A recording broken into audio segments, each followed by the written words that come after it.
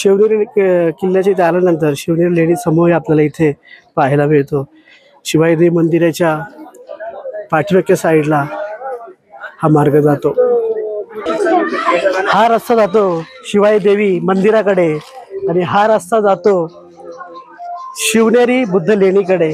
तर आता आपण शिवनेरी बुद्ध लेणी पाहणार आहोत।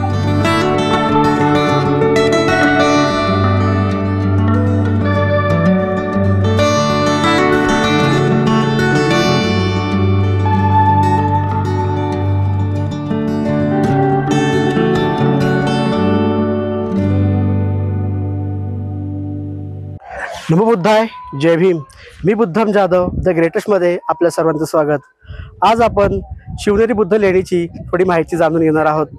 शिवनेरी येथे शिवनेरी बुद्ध लेणी आहे। शिवाई देवी मंदिराच्या बाजूने आपण आलात तर इथे आपल्याला काही बुद्ध लेणीचं समूह आपल्याला पाहायला मिळतो। इथे आपल्याला थोडक्यात विहार पाहायला मिळतात। दुसऱ्या मार्गाने आपण जर गेलो तर आपल्याला खूप साऱ्या बुद्ध लेणी पाहायला मिळतात की हे बुद्ध लेणीमध्ये जे हे कोरण्यात आलेलं आहे। इथे आपण हे भिक्खू निवासस्थान इथे निर्माण करण्यात आलेलं आहे।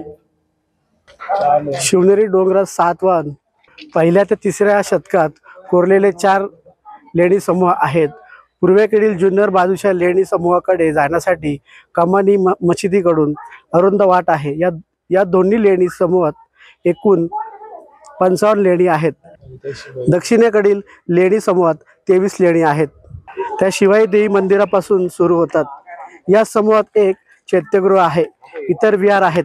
पश्चिमेकडील नाणेघाट बाजूस समूह 6 लेणी आहेत आणि काही पाण्याची टाकी आहेत। लेणी क्रमांक 76 मध्ये चित्रांचे अवशेष सापडतात, त्यावरून ही लेणी कधी काळी रंगवलेली असावीत।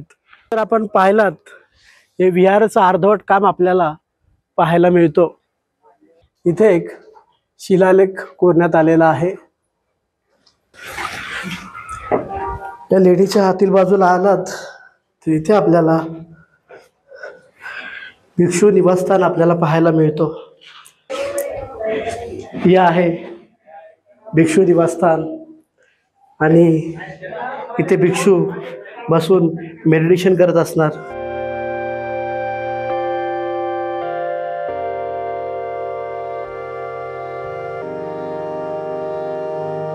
इथे वरच्या बाजूला सुद्धा भिक्षू निवासस्थान कोरण्यात आलेले आहेत। ते वरती जाण्यासाठी आपण मार्ग शोधूया।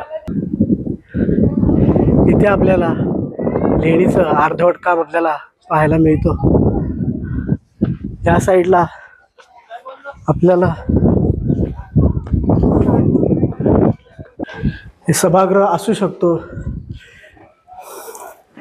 असं आपल्याला म्हणता येईल। हा लहानसा सभागृह या लेणीमध्ये आपल्याला पाहायला मिळतो। इथे जर आपण पाहिलात तर इथे शिलालेख कोरण्यात आलेला आहे। आपण पाहू शकता हे शिलालेख त्यावेळेस इथे कोरण्यात आलेला आहे। या लेणीमध्ये आपल्याला एक पाण्याची टाकी सुद्धा पाहायला मिळते। सध्या टाकीचं पाणी खूप कमी झालं आहे, पाणी पिण्यायोग्य नाही आहे। इथे सुद्धा आपल्याला पाण्याची टाकी पाहायला मिळते। इथे आपल्याला भिक्षू निवासस्थान पाहायला मिळतो। त्याच बाजूस 2 पाण्याच्या टाक्या आहेत। आपण पाहू शकता या 2 पाण्याच्या टाक्या आहेत। इतर पाण्याची टाकी पाहिली आपण तर ही इतर टाकीपेक्षा ही सर्वात मोठी पाण्याची टाकी इथे पाहायला मिळते। इथे आपल्याला एक चैत्यगृह पाहायला मिळतो। आतमध्ये एक स्तूप आहे। या चैत्यगृहाचं आपण प्रवेशद्वार पाहिलं तरी हे प्रवेशद्वार तुटलेलं आहे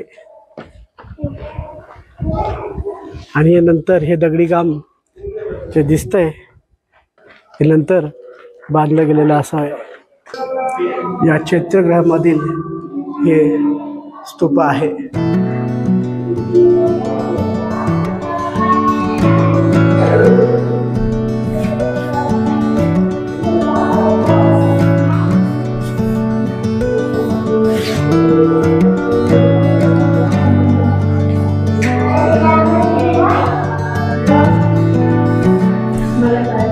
त्या साईडला जर आपण पाहिलात, हा एक सभागृह असू शकतो. मेडिटेशन हॉल आपल्याला पाहायला मिळतोय.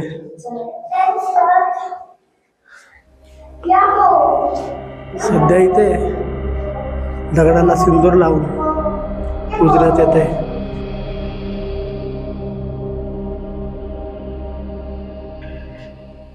या लेणीमध्ये, या सभागृहामध्ये असे 2 खाचे निर्माण करण्यात आलेले आहेत.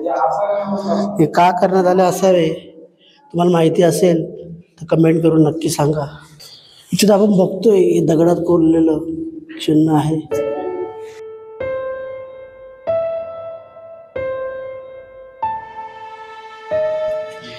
इथे सुद्धा आपल्याला हे चिन्ह पाहायला मिळतं.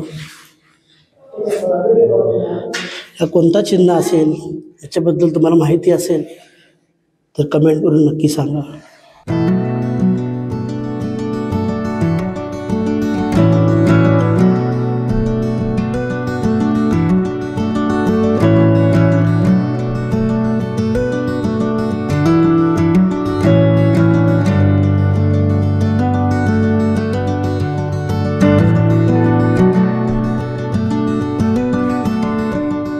या शिवनेरी बुद्ध लेणीचं निर्माण सातवाहन काळात झालेलं आहे.